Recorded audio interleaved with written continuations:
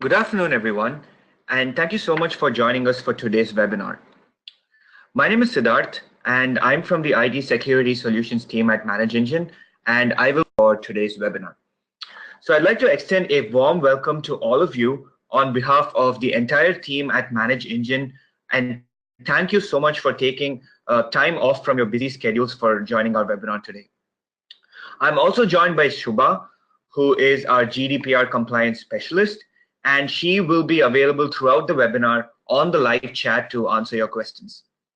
So it's actually quite amusing because I'm here in Australia, in Perth, for an event, and Shubha is in our India office in Chennai, and most of our attendees today are from Europe. So the GDPR, in its own way, is sort of bringing us all together from different parts of the globe, really.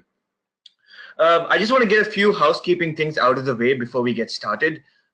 Firstly, I just hope you have no issues with the webinar console. I hope you can hear my voice clearly and have no issues in viewing my shared screen.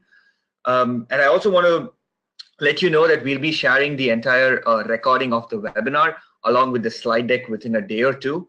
So you don't have to worry about taking photographs of the slides or taking notes or anything, because we'll be sending you the entire material within a day or two.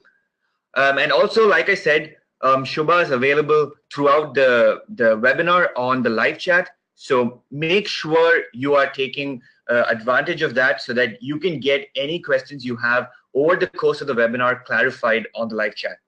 And also at the end of the webinar, I'll try to do a Q&A. Try to do a live Q&A session so that as and when you're asking your questions, I can try to answer them on the webinar for the benefit of the rest of the audience as well. Right, so now that you've got that out of the way, here is the agenda for today's session. We will be mainly looking at key points from the GDPR for security administrators, and we'll look at clear-cut measures that you can implement to secure the personal data in your organization, right? And we'll particularly be focusing on our Windows environment. So we'll discuss about the GDPR requirements with regards to the protection of personal data, and specifically focus on ensuring proper authorized access. So we'll be looking at how to get started with this. That is, how do we approach the GDPR, your GDPR data security strategy.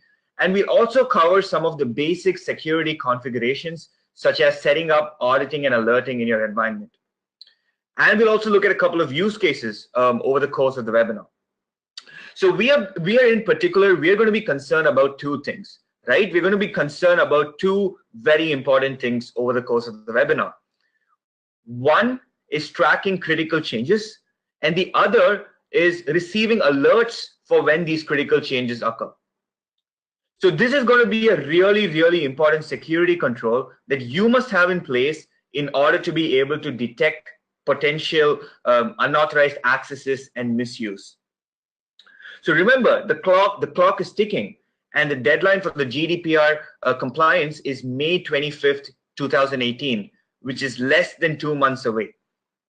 So if you're still in the process of learning about the GDPR and planning your GDPR security program, before we move on to the next slide, I'm just going to point you to a free ManageEngine resource that you will definitely find useful. So let me just share this on the live chat right away. So you'll be getting a shortened URL link on the live chat. So I've just sent this on the live chat. So be sure to access this link. And in case you are still in the process of getting to the grips of the GDPR, you'll find a lot of resources on this web page useful. And in fact, most of these resources have been written by Shubha, who's on the live chat. So do have a look at these things. And if you have any questions, you can make use of the live chat feature to get all your questions clarified. Right. So I'm going to get started with the webinar with a mandatory slide about personal data, right? This is a slide that I just have to have in every webinar or discussion about the GDPR. Because, and even though we've gotten so used to hearing about this term personal data, I'm showing this slide because this is really what the GDPR is all about.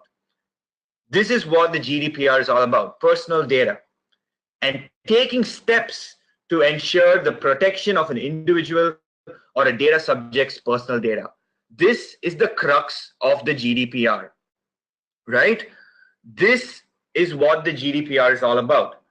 So it is important to note that the scope of personal data has expanded under the GDPR. So you have your things like your name and social security number and your phone number and things like that, but you also have online identifiers like your IP addresses and cookies, and other data really, like your genetic and mental health and economic identifiers. Things like these also constitute personal data now under the GDPR. So an important point that we all have to understand is that the owner of the data is the data subject and not us, and we all have to respect that, and we have to ensure its protection at every stage of the processing of data. And that brings me to article number 32, right? So you can see article number 32 on the screen. And what article number 32 is a crucial aspect of the GDPR, which should be a concern for any security professional, right? Because it says security of processing. And the GDPR states that you need to implement security measures for this if you already haven't. So you can see I've just quoted some text from this article of the GDPR, and what you see in bold is really the main, is the crux of article number 32, right? So you have to ensure the confidentiality, the integrity, availability, and resilience of processing systems and services, right? And the next one that says restore the availability and access to personal data in a timely manner in the event of a physical or technical incident.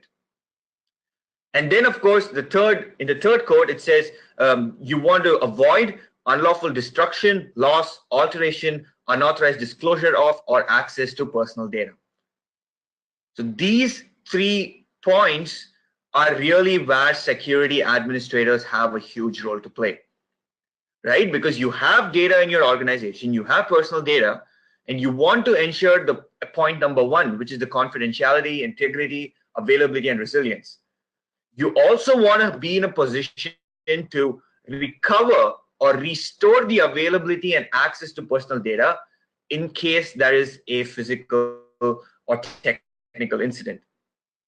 And then, of course, when you have the personal data, you're storing personal data, you should ensure that you don't have the unlawful destruction or loss or alteration, which is where modifications of data comes into the picture.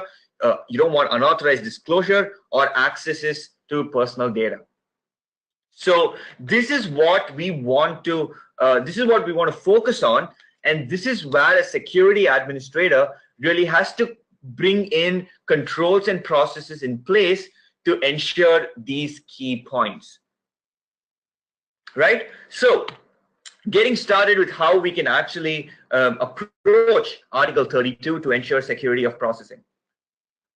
Right, so from the point of preparing for the GDPR, there are a few basic steps or prerequisites, if you will, that you need to stay on top of.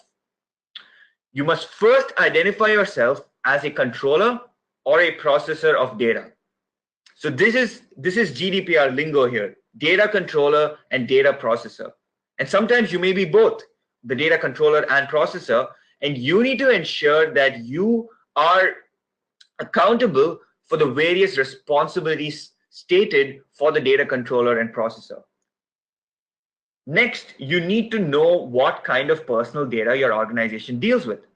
So this could be patient information in healthcare, or you could have client information if you're in a law firm, or you could have cardholder details in the financial industry. And what you need to do is first identify what kind of personal data are you really dealing with. Right? So this is really important to first define and assess the scope of personal data that your organization deals with. What are the kinds of things that your organization collects? What are the kinds of fields? Like what are the different things that you store about a person's about an individual's personal data, like the name, the address, the social security number, card holder details, things like that. First, you have to identify what kind of personal data your organization deals with. Next, you need to evaluate how the data flow process happens in your organization. So which means you need to take stock of the data flow in your organization, right from the points of data collection, which are the applications that are collecting and processing the data, where the data is being stored, who has the permissions to access or perform operations on the data, and so on. So these are things that you need to figure out in the data flow that is happening in your organization. And if you are processing personal data of risk, then what is known as a risk-based approach must be followed, right? So this involves risk assessments. And the data controllers must carry out what are known as DPIAs, or data protection impact assessments, to assess the risk associated with the personal data even before processing starts. So these are prerequisites. So these are things you must stay on top of even before you start the processing of personal data. We've seen that you first need to identify your responsibilities as a data controller or processor, then identify what kind of personal data your organization deals with, and then if needed, you'll have to conduct the DPIAs, the risk assessments. So these are prerequisites in your GDPR program. And then you have points 3, 4, 5 that you see on the slide, which talks about really a strategy for your GDPR security program. And let's look at that in this slide right here. Right, so this is a very important strategy based slide for your data security program. So as we said, you must first understand what personal data your enterprise deals with, and then identify where it is located in your network, right? As in where the personal data is stored in your network. So you need to take stock of where the personal data collected by your organization is being stored in your network. So you probably have customer data stored in files and folders, which could be on your file servers, and you probably have some employee data stored on databases. So this is what we usually see when we go for implementations in different organizations. You could also have personal data stored in other documents. You could have PDFs, Word, and spreadsheet documents too. So all of these things must be identified, as in where the personal data is stored. This must be identified in what is known as the process of data discovery, right? You want to first get this. This is the first step in building your data security strategy, data discovery, knowing exactly where your personal data is stored in your network. So that is you're finding out exactly where any personal data that your organization has collected is being stored. Right. Once you have understood the basic understanding of your environment and what exactly you're working with, then you must figure out how you can best segregate or isolate the personal data in your network. Now, isolating the personal data from the rest of the data stored in your network, to the extent possible, of course, is very, very important, because doing this will make it easier for you to not only manage the personal data better, but more importantly, it allows you to manage the access to personal data. So this is obviously really, really important, because once you have isolated where the personal data is stored, all you will need to do is ensure access to personal data is provided to only those who actually need it, right?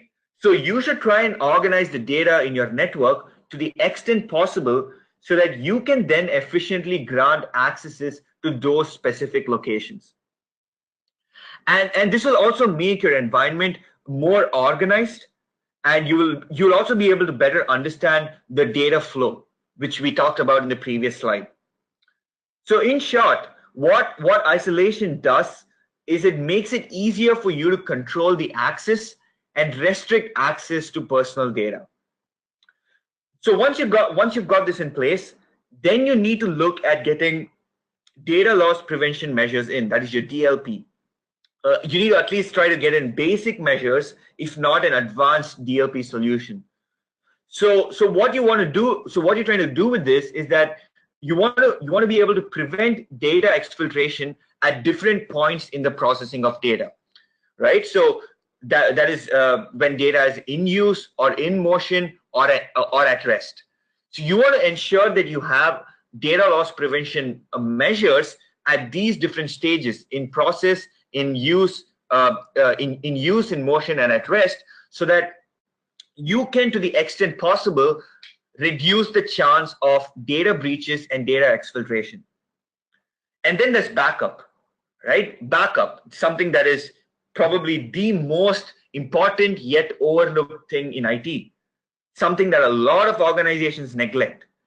Backup of personal data has a major role to play in the GDPR. This is a very important technical measure to implement. Let's just go back to the previous slide where I talked about the security of processing. So I'm just going to jump back a couple of slides. And if you notice the second quote, it says, restore the availability and access to personal data in a timely manner in the event of a physical or technical incident, right? So what is this? This is exactly what backup is, right? So this is going to be an important component in your data security program, because you want to ensure, after you have some data loss prevention measures in place, you also want to ensure that you have backup mechanisms in place as part of your contingency planning. So in case something goes wrong, you should be in a position to restore personal data and restore the accesses that different people had to that piece of personal data. So these, what you see on the left-hand side, I've divided this slide into 3 sections.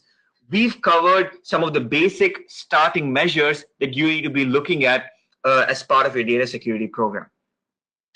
Now, this is the first set of things that we've looked at. Then comes the IAM, or the identity and access management aspect, to ensure only authorized people can access and perform operations on personal data. Access control is fundamental to information security. And this is something that even the ISO standard stresses on immensely, right? The ISO standard also talks a lot about access control. And in fact, if you think about it, a lot of you, if you're already complying with ISO, you do check a lot of boxes for the GDPR. But the thing is, the GDPR actually expects a few extra things over and above ISO compliance. So you've got to watch out for those few points as well. But the point is, access control is something that the GDPR, just like the ISO, is stressing upon. It is so fundamental to data security to ensure that accesses and permissions are given out only to those authorized individuals who actually need it. Which brings me to Active Directory, the security groups and the users and security groups in Active Directory. So groups are really, really important, because getting this right is vital for securing access. Obviously, you don't want unauthorized access, and you want to ensure that only the right authorized people are accessing personal data. So you must have a proper process in place for providing and reviewing accesses and permissions granted in Active Directory, right? So, and you have to you need control to the user access to confidential data, so that only authorized users have access to the systems that store personal data. So you also need to manage the permissions to your files and folders and shares. And this is extremely crucial as well, because often the management of file server permissions can get quite tricky. One thing that you can do, that we recommend if your environment is currently messy, is that you should try and revoke existing privileges that have been granted. And after you have isolated personal data, then you can apply the required privileges. It might seem like a big project, but this is something that will really put you in a good position for the data security aspect of the GDPR compliance. Now, but on Active Directory, you also want to enable auditing, right? So that you can detect potential misuse or security loopholes that might jeopardize your entire security system. And if you're asking why this is important, why what you see in the third part of this slide is important, let me give you a simple example to illustrate the importance of auditing. And more specifically, change auditing. So you can tell me what would happen if a regular user in your office gets added to one of the top security groups in Active Directory. That is your enterprise admin or domain admin group. This is a really huge problem, which can break your security system, because that end user will now get privileged access to things that they're not supposed to have access to. Now, here's where your identity and access management, your IAM strategy, is going to be crucial in ensuring that only the people who need access to access a piece of personal data, only they have access to it, and there is no excess privileges being granted. Right? So this is something that is really important, securing privileged access. You want to ensure that you want to first assess which are the privileged groups in your Active Directory. You want to enumerate this and document this, and then you want to check for nested group membership, so that you first ensure that people, your different users, are only in the right security groups that they need to be. You got to validate this and document this, and after that you want to go ahead and track accesses and changes happening in Active Directory, so that in case one of these configurations goes wrong and someone is put in a group with higher privileges, you should be able to detect that and revert back to the ideal security setting that you'd implemented.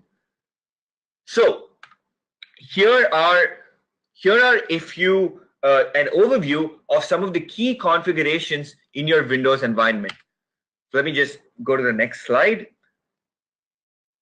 Here are some key security configurations in your Windows environment that you want to consider.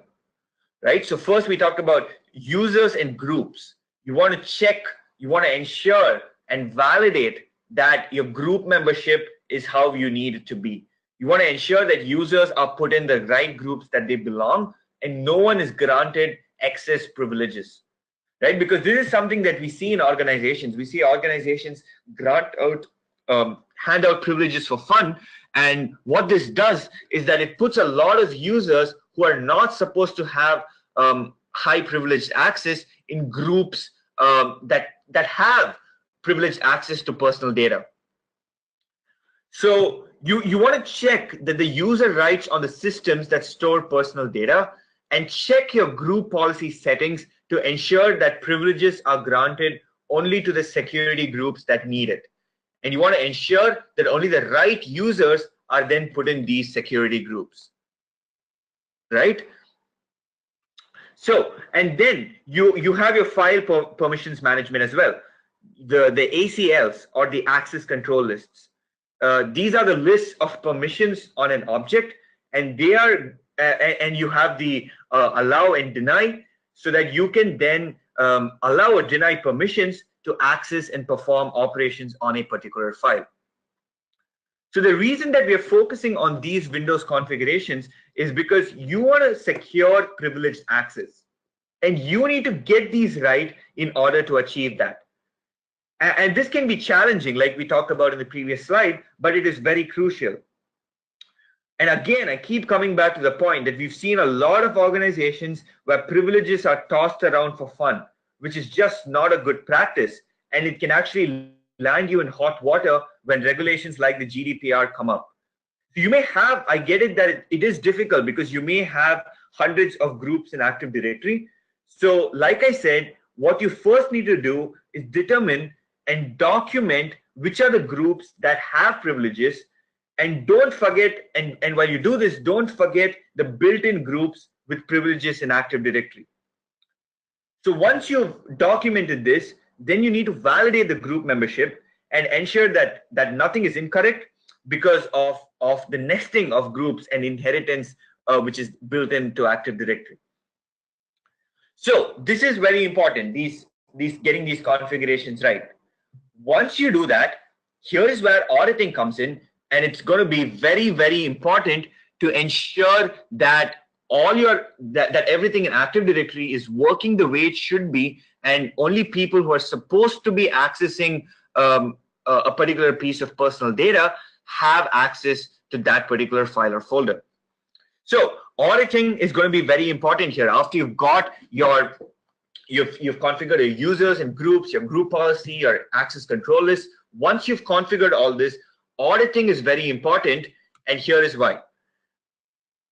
What you see on this slide will tell you exactly why you need to be looking at auditing over and above these basic configurations.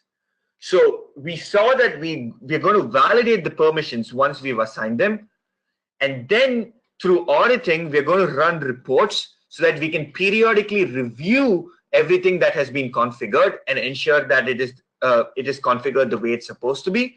We're also going to review the actual accesses that are taking place in our environment to know that only the right people are accessing personal data.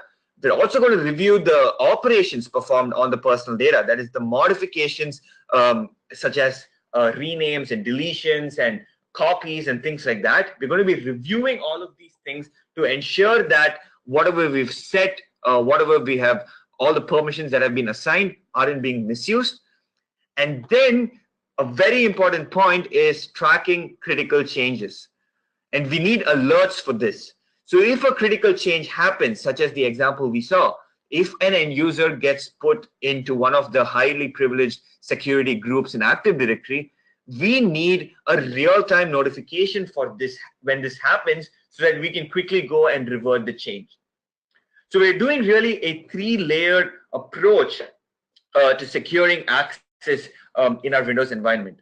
We are first documenting existing permissions and existing configurations, revoking things if we need to, and then granting privileges the way it's supposed to be, with the users in their right groups and the groups having the right amount of privileges. We're going to validate these as a first starting point, and then using auditing, we're going to periodically review the configurations as well as the actual accesses and modifications being made. And we're also going to be getting alerts if in case something, if there's a critical change that could potentially jeopardize the security system that we've built. So these are the three, this is sort of like the three-layered approach where you're validating permissions, granting and validating permissions, periodically reviewing the permissions and the activity, and then receiving alerts if any critical change happens. So you need to set up auditing in your environment so that you're able to continuously track activity that concerns your personal data, especially accesses, modifications, and permission changes. Again, I keep saying this all through the webinar. This is to ensure that only the right people who are supposed to access data are accessing it, and to also ensure the integrity of the data, to ensure that it is not tampered with by any unauthorized person. So to actually configure auditing in Active Directory, it's pretty straightforward. You need to go to your group policy management on your domain controllers and go to the audit policy under the security settings. And then you will see 9 different categories of events for which you can configure auditing, which means the system will start generating log entries as and when those events occur. Now, those nine categories are what you see on the left pane right here. You have what I'm hovering over. These 9 categories were what you could configure auditing for if you were using Windows Server 2008 before Windows Server 2008 R2. Now with Windows Server 2008 R2 and above, what Microsoft did was they brought in advanced auditing, which is the screenshot that you see on the screen right here, which allows you to go ahead and granularly configure auditing for different events. So when it comes to specifically today, when it comes to our files and folders, these would be captured in the object access events. So for object access events, on the right pane, you'll see that there are 13 subcategories for which you can configure auditing for. Right? So you can configure auditing granularly only for the events that concern you in your environment. And once you do these, your environment will then start generating log entries for the specified set of events. But not quite in the case of files and folders, because you also have another important configuration over and above the auditing audit policy, which is configuring the SACM, right? Because if you just go to your file server and just configure object access auditing, you have way too many files and folders on a file server with millions of transactions happening. You'll just get so many logs that the system would probably crash. So what you got to do when it comes to auditing files and folders is first configure object access auditing, and then go and configure what is known as an SACL on your particular file or folder that you want to track. So remember, for files and folders, you also need to configure the SACL by going into the particular file that you're auditing and choose what are the define rather exactly who and what access or operation needs to be audited for that file or folder. This is to tell the system exactly what it needs to be tracking. Because like I said, you can't audit everything on your file server, which is why there is this second configuration that you're supposed to do after you enable object access auditing. You have to enable object access auditing and then go to your file to your file or folder that you want to track and define exactly what access operations and by whom has to be audited. So, and then there's one more configuration, which is the access control list that you may be familiar with. So this is quite straightforward, that you can go to a file or folder, and in the security settings, you can actually define the users or groups that have permissions to access and perform operations on that file or folder. So you can grant permissions, the modified permission, or just read and execute, or just read, just write, or give full control. So you can choose which to allow and which to deny, and add different users or groups to the access control list for a particular object. This is pretty straightforward, but there are a few things, checks you must take care of while configuring the ACLs. So make sure you're following the best practices in configuring the ACLs. Like you have to check if inheritance is enabled or not, and also never try to use user accounts while configuring the ACLs. And the example that you see on the screenshot on the screen is actually a folder that I created on my own desktop just right before the webinar in order to put this on the slide. So you'll actually see a user for whom the ACL has been configured. So, but in practice, you wouldn't be doing this on your file servers. You don't want to give never try to use user accounts while configuring the ACLs. Right. So once you've done these basic configurations, here is where change auditing comes into the picture. Right. So I have three crucial event IDs that you need to watch out for.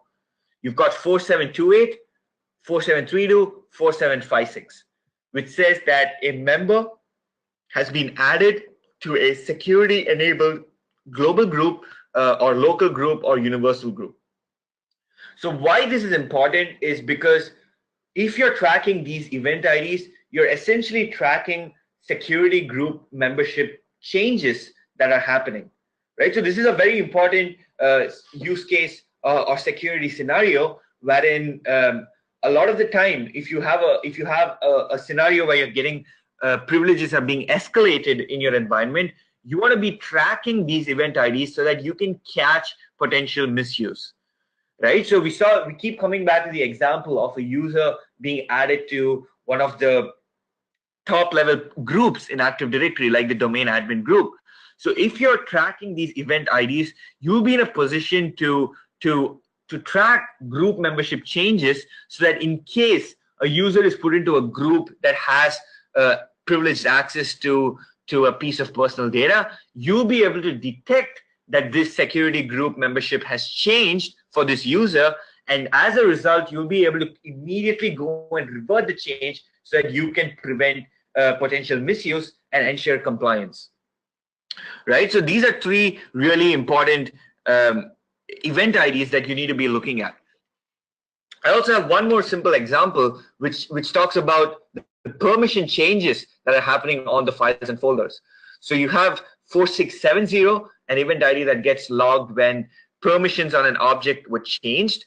So in this regard, we saw the importance of configuring the access control list on your files and folders. Just as that is important, changes happening to the ACLs must also be tracked. That is, the changes happening to the permissions on your files and folders must be tracked. Because if by chance, whether it's an insider threat or whether it is by mistake, if a user is given access to a piece of personal data that they are not supposed to have access to, this is again potential misuse, and this is something that you must be tracking, so that you're able to detect these things and revert back to the original configuration. You want to be in a position to catch security group membership changes that are putting users in top level groups, and you also want to track permission changes happening to your confidential files and folders, so that you know if there is some permission change happening that is giving access to one of your users who's not supposed to have access to that file or folder. You will be able to catch that in real time, right? So this is really the power of auditing, wherein if in an ideal world, once you've just assigned once you've done the basic security configurations and assigned privileges, you really wouldn't have anything else to bother about. But because environments are so dynamic and keep changing, you need to be tracking these changes that are happening in Active Directory, so that you are able to review the events like we saw, and also get alerts for some of these critical changes, such as security group memberships changing, and also the access control list and file permissions changing. Right. So I'm coming to the end of the webinar with this slide, and I just wanted to introduce you to Manage Engine's auditing portfolio. So we have a SIM solution called Log360, and some of you might be already using Log360 or one of its components, Event Log Analyzer or AD Audit Plus. So what Log360 does is it's able to help you implement the kind of data security strategy we talked about over the course of the webinar.